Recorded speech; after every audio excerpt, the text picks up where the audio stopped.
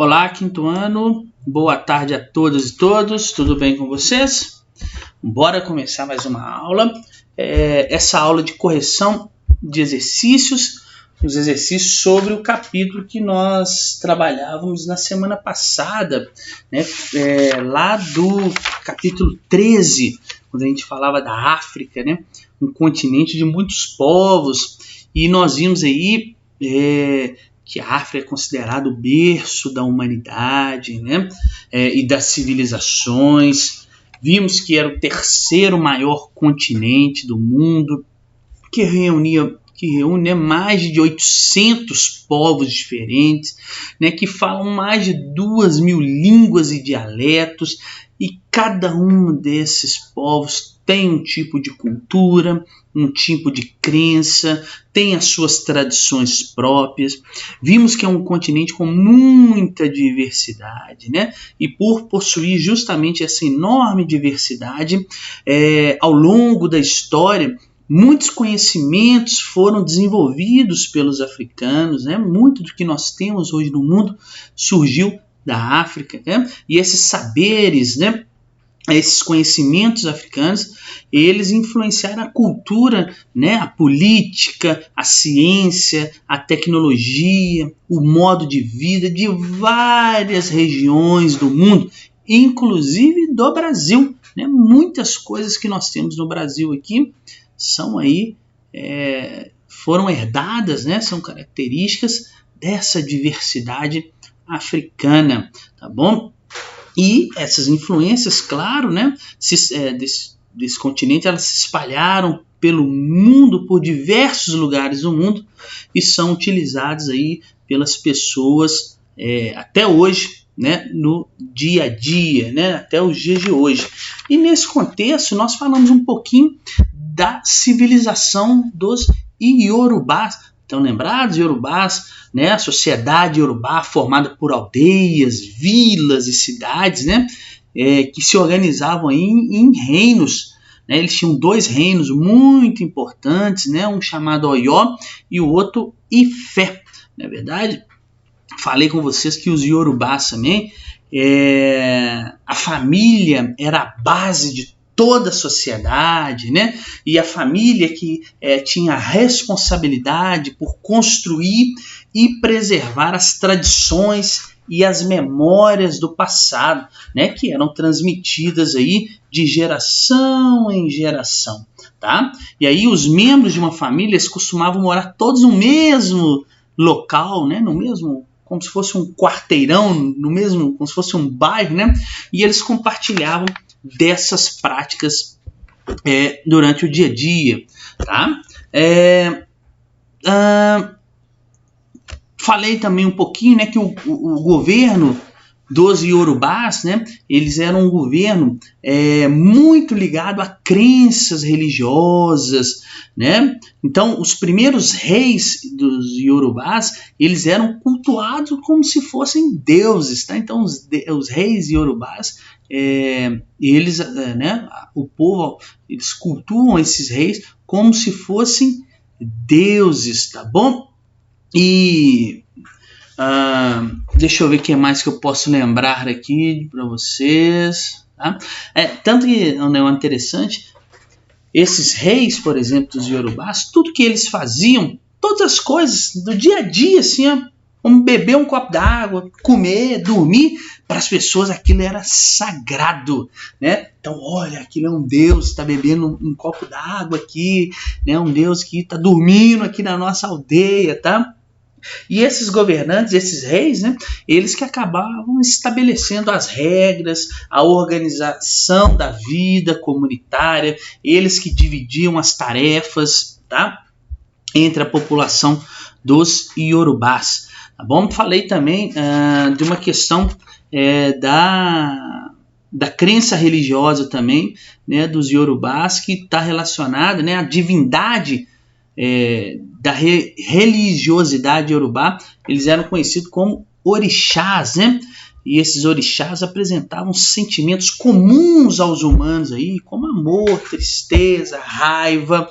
Tá? Então essas eram as divindades dos Iorubás. Então vamos lá agora corrigir um pouquinho de questão aqui. Olha só, explique por que a África é considerado o berço da humanidade. Bom, a África, pessoal, ela é considerado o berço da humanidade porque é o local de surgimento dos primeiros seres humanos, né? E aí acaba justificando essa consideração como berço da humanidade. Berço não é de onde vem, né? A criança lá, o bebê. Então é a mesma coisa. A África, considerado o berço da humanidade, é porque de lá surgiam os primeiros seres humanos. Que chique, hein? Que legal para a África. Vamos mais uma. Ó, de que modo os povos africanos se organizavam no passado? Falamos isso aí também na aula passada. Parte aí dos grupos humanos, parte dos grupamentos dos povos africanos, eles se organizavam em clãs, né, ou núcleos familiares. Né? Então falei que existiam aqueles núcleos familiares, os que eram chamados de clãs, mas também os africanos eles tinham como forma de organização, alguns povos africanos se organizavam por meio de um Estado, ou seja, por meio já de uma forma de governo organizada politicamente, tá bom? Então eu tinha os clãs e eu também tinha grupos que se organizavam através dos estados. Fácil essa também. Olha essa 3. Como eram transmitidas as tradições e a cultura dos iorubás? Acabei de falar isso, né? Olha eu dando spoilers toda hora da aula, né? É só lembrar, pessoal, que as tradições e a cultura dos iorubás, elas eram transmitidas de geração em geração, de forma o quê? Oral, tá? Então, de pai para filho, depois de filho para filho, de filho para filho para filho. Então, era de forma de geração em geração se transmitiam os saberes através do que? Da oralidade, da fala. Então, os mais velhos contavam aos mais novos como era a cultura, de onde eles surgiram, quais eram as divindades, como se vivia naquela sociedade. E os mais novos, quando estivessem mais velhos, eles iriam transmitir para aqueles outros mais novos dentro da sociedade. Então, era transmitido de geração em geração, tá bom? De forma oral. Vamos ver mais uma, também no super rápido. Ó, considerando a organização social dos povos iorubás, explique qual é o sentido do provérbio. O jovem não pode ensinar as tradições de anciões. Pessoal, isso aí é o que eu estou falando falei um pouquinho na questão anterior. Esse provérbio indica que os anciões, ou seja, os anciões são as pessoas mais velhas, né? Elas carregam a sabedoria das tradições e não o contrário, não são os mais novos que têm a sabedoria, que conhecem tudo, são os mais velhos.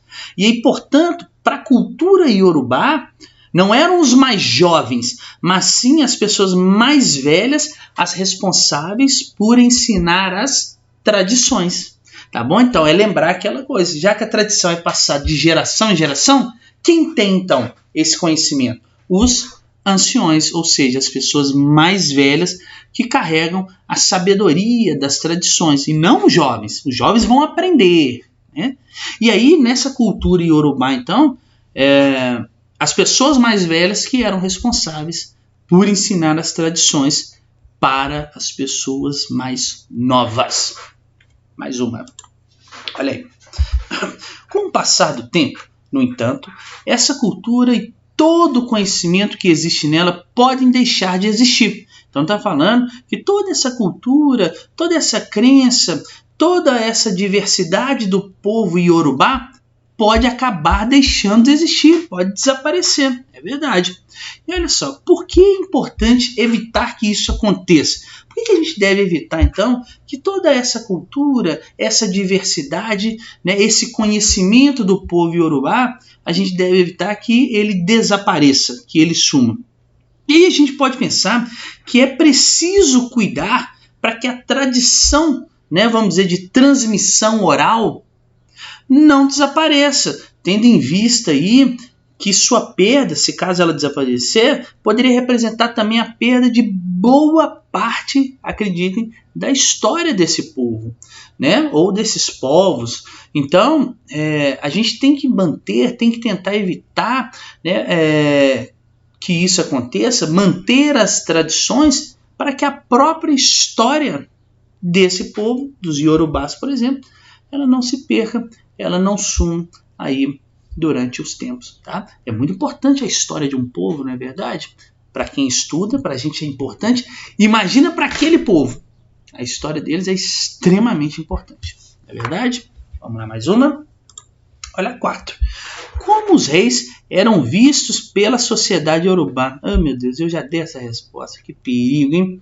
E aí, lembrar que os reis eram vistos aí e cultuados como deuses, né? Pois se acreditava que eles eram descendentes, o deus, a divindade dos Yorubás que criou o universo, o nome dela é Odudua. Odudua. Isso foi, eles acreditavam que essa era a divindade que criou o universo.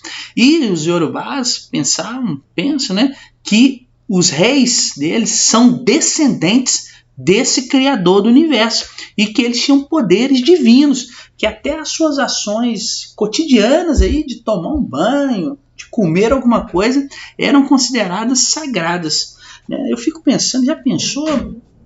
Eu fico imaginando, né? Já pensou se... parece que vai chover. Já imaginou se na nossa sociedade eles considerassem os professores de geografia e história também deuses? Que chique, imagina. Eu dando essa aula aqui seria algo sagrado, né? Eu poderia ser considerado um deus, né? Seria muito chique, né? O que vocês acham dessa ideia? Eles podiam colocar, né, isso na nossa história. Os professores de geografia, os professores de história, a partir de hoje são considerados deuses. Seria legal, né?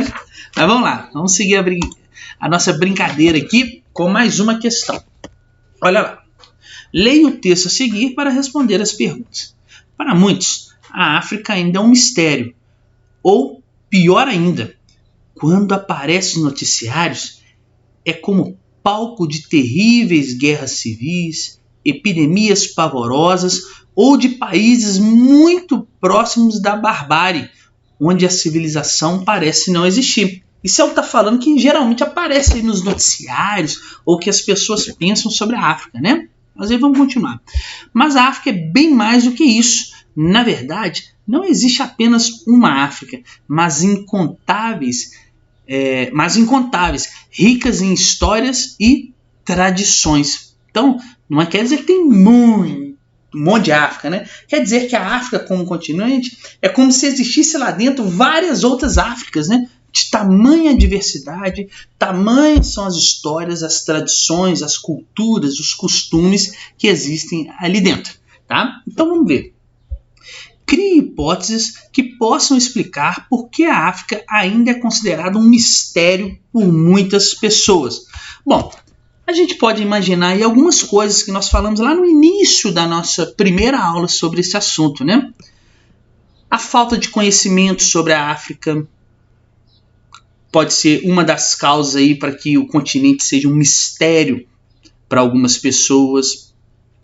Além disso, igual está falando no texto aí, há um predomínio, né, de informações negativas sobre a África, né, e isso acaba contribuindo para uma visão muito limitada do continente africano. Então você abre o jornal, está falando lá de uma tragédia da África. Você abre o jornal, está falando de outra tragédia da África. Você acaba imaginando que toda a África só vive aquilo, só vive tragédias, e não tem uma história, não tem tradições, ou que não existem inúmeras e incontáveis culturas, né, e costumes dentro desse continente.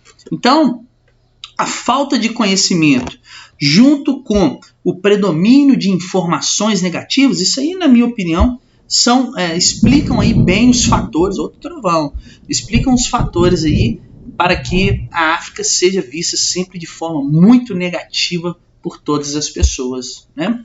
Vamos ver mais uma. Olha bem.